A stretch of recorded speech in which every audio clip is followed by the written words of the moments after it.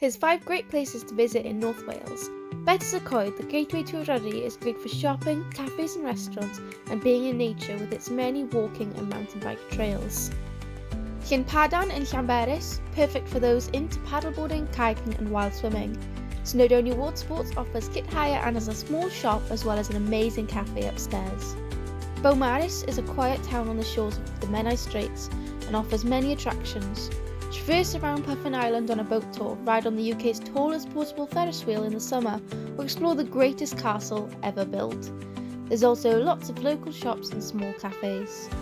An easy walk through beautiful countryside takes you to Aber Falls, one of Eryri's most dramatic waterfalls. Whilst you're here, why not also visit the Aber Falls Distillery and Cafe? Famous as one of the best beaches in Britain, Llanddwyn Beach is where the forest meets the sea. Here you'll find trails for walking, biking and horse riding. There's even an island with a lighthouse.